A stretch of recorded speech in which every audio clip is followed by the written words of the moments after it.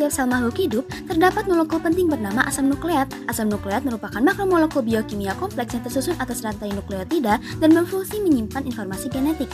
Asam nukleat terdiri atas DNA dan RNA yang terlibat dalam berbagai proses biologis di dalam sel, yaitu pada regulasi genetika dan juga proses sintesis protein. Namun, pada awal abad ke-20, para ilmuwan masih belum memahami beberapa hal penting tentang pewarisan sifat, bagaimana suatu karakter atau sifat dapat berubah pada organisme, zat apa yang sebenarnya menjadi material genetik, protein atau asam nukleat, dan molekul apa yang membawa informasi genetik dalam sel. Untuk menjawab pertanyaan tersebut, beberapa eksperimen penting dilakukan. Agar lebih memahami bagaimana ilmuwan akhirnya menemukan pembawa informasi genetik, mari kita simak pembahasan ketiga eksperimen penting berikut. Eksperimen pertama adalah eksperimen Frederick Griffith tahun 1928. Frederick Griffith melakukan penelitian terhadap bakteri penyebab pneumonia, yaitu Streptococcus pneumoniae. Tujuan eksperimen ini adalah untuk memahami bagaimana sifat patogen pada bakteri dapat berubah. Griffith menggunakan dua tipe bakteri tipe S atau smooth memiliki kapsul sehingga bersifat virulen atau mampu menyebabkan penyakit, sedangkan bakteri tipe R atau rogue tidak memiliki kapsul dan bersifat tidak virulen. Untuk membuktikan perbedaan sifat kedua bakteri tersebut, Griffith melakukan beberapa tahap percobaan pada tikus. Pada percobaan pertama, Griffith menyuntikkan bakteri tipe S yang masih hidup ke dalam tubuh tikus. Bakteri tipe S memiliki kapsul pelindung yang membuatnya mampu menghindari sistem imun tubuh tikus. Akibatnya, bakteri berkembang di dalam tubuh tikus dan menyebabkan penyakit pneumonia. Hasil percobaan menunjukkan bahwa tikus mati, sehingga tipe S dinyatakan bersifat virulen atau patogen. Pada percobaan kedua, Griffith memanaskan bakteri tipe S hingga mati sebelum disuntikkan ke tikus. Pemanasan menyebabkan bakteri kehilangan kemampuan untuk menginfeksi. Ketika bakteri S yang telah mati disuntikkan, tikus tetap hidup karena bakteri sudah tidak aktif dan tidak dapat berkembang biak. Pada percobaan ketiga, Griffith menggunakan bakteri tipe R hidup. Bakteri tipe R tidak memiliki kapsul pelindung sehingga mudah dihancurkan oleh sistem imun tubuh tikus. Karena itu, tikus tetap hidup dan tidak mengalami infeksi. Pada percobaan terakhir, Griffith mencampurkan bakteri tipe S yang telah dimatikan dengan pemanasan bersama bakteri tipe R hidup. Campuran tersebut kemudian disuntikkan ke dalam tubuh tikus. Awalnya, Griffith memperkirakan tikus akan tetap hidup karena bakteri tipe S sudah mati dan tipe R tidak berbahaya. Namun hasil yang diperoleh justru berbeda. Tikus mati setelah beberapa waktu. Ketika tubuh tikus diperiksa, ditemukan bakteri tipe S hidup di dalamnya. Berdasarkan hasil percobaan tersebut, menunjukkan bahwa bakteri tipe R telah berubah menjadi bakteri tipe S yang virulen. Griffith menyimpulkan bahwa terdapat suatu zat dari bakteri Pneumococcus tipe S yang mati yang berpindah ke bakteri Pneumococcus tipe R hidup dan mengubah sifatnya. Peristiwa perubahan sifat ini disebut transformasi bakteri, sedangkan zat yang menyebabkan perubahan tersebut disebut agen transformasi atau transforming principle, sehingga eksperimen Griffith membuktikan adanya agen transformasi yang membawa sifat genetik antar bakteri. Eksperimen Avery, McLeod, dan McCarty dilakukan sebagai kelanjutan dari penelitian Griffith yang sebelumnya menunjukkan adanya suatu zat yang mampu mengubah bakteri Streptococcus pneumonia tipe R atau avirulen menjadi tipe S atau virulen. Namun, Griffith belum mendapat menjelaskan identitas zat yang bertanggung jawab terhadap proses transformasi tersebut. Berdasarkan dasar itulah, Avery dan rekan-rekannya melakukan penelitian lanjutan dengan tujuan utama untuk mencari zat transformasi atau transforming principle serta menentukan molekul mana yang sesungguhnya membawa informasi genetik. Dalam eksperimen ini, mereka memusatkan perhatian pada beberapa komponen kimia yang diduga mungkin berperan, yaitu protein, RNA, dan DNA. Karena pada masa itu protein masih dianggap sebagai kandidat utama pembawa sifat genetik.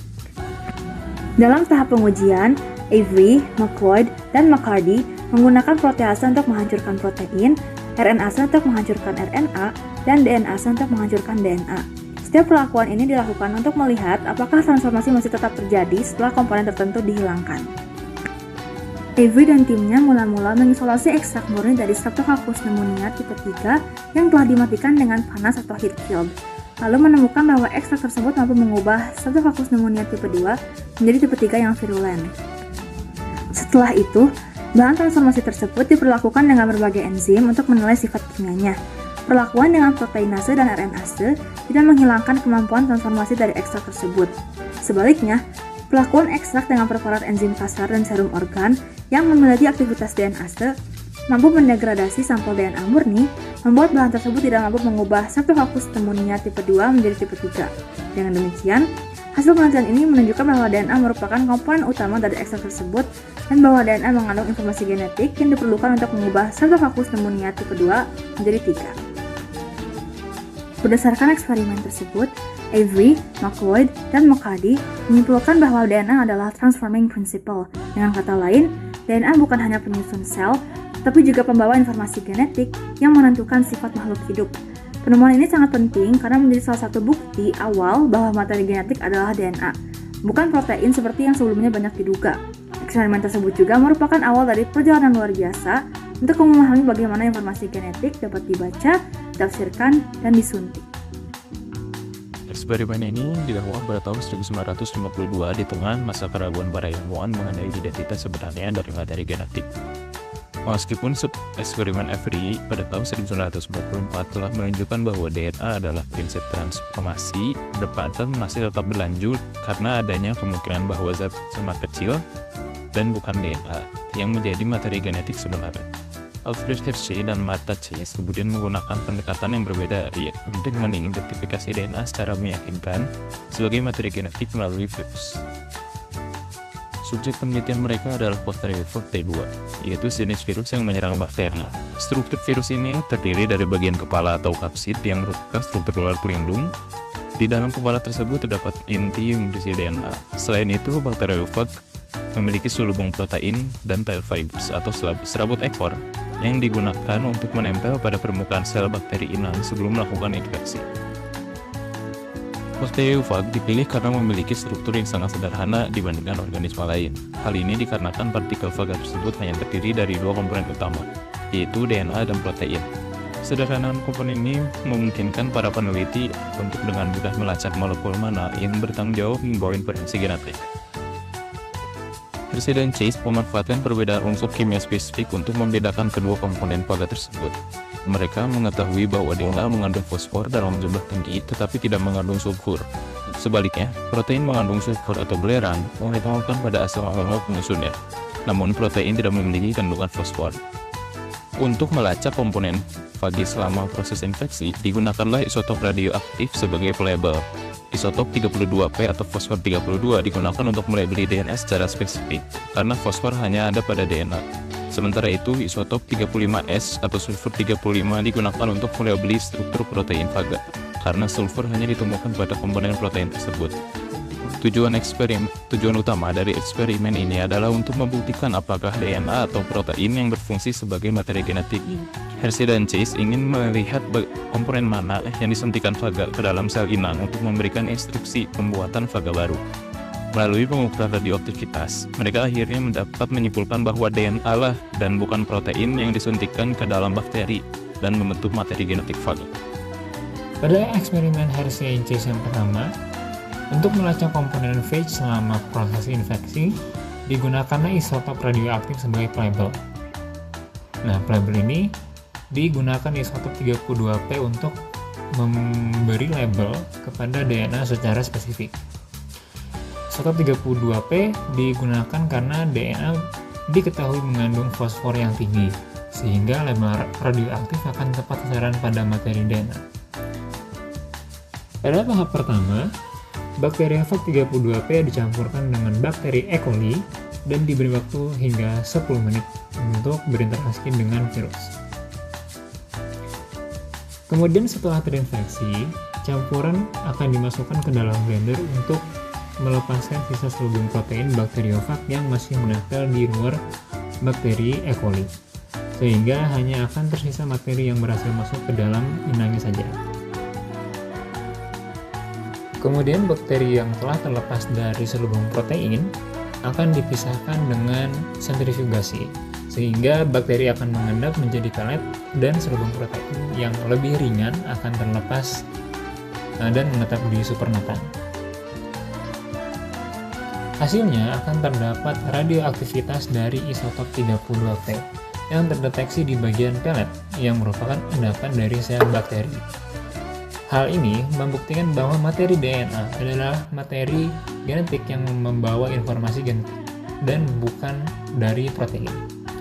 Karena protein tetap berada di luar dan tidak terindikasi adanya radioaktivitas pada protein atau pada supernatan.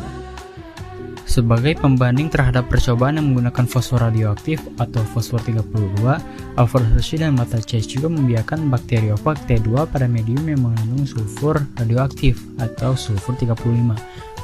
Penggunaan isotop ini didasarkan pada fakta bahwa sulfur merupakan komponen penyusun protein, tetapi tidak terdapat dalam molekul DNA. Oleh karena itu, label sulfur 35 hanya akan terakumulasi pada selubung protein bakteriofag, sedangkan materi genetiknya tidak akan terlabeli.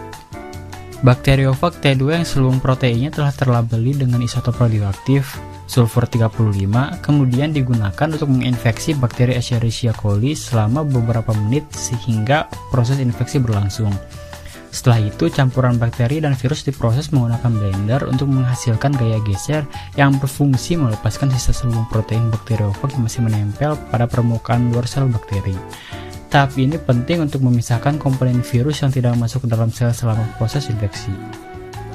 Selanjutnya, campuran hasil infeksi dipisahkan melalui sentrifugasi berkecepatan rendah. Pada proses ini, sel bakteri yang memiliki massa lebih besar akan mengendap di dasar tabung membentuk pelet, sedangkan sisa selubung virus yang lebih ringan tetap berada pada bagian cairan di atasnya atau supernatan.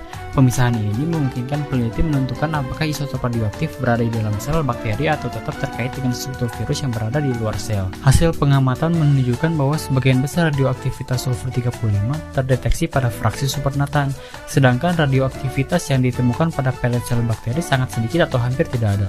Temuan ini menunjukkan bahwa selubung protein bakteriofag tetap berada di luar sel selama proses infeksi dan tidak masuk ke dalam bakteri bersama materi genetiknya.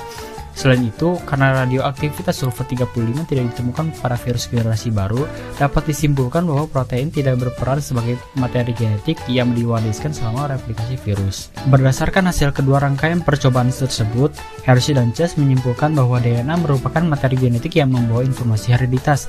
Kesimpulan ini didasarkan pada temuan bahwa DNA bakteriofag masuk ke dalam sel inang selama proses infeksi dan kemudian diwariskan ke generasi virus berikutnya. Sedangkan selubung protein tetap berada di luar sel dan tidak ikut ditransmisikan. Dengan demikian, percobaan ini memberi bukti kuat bahwa DNA bukan protein, berfungsi sebagai pembawa informasi genetik pada organisme hidup.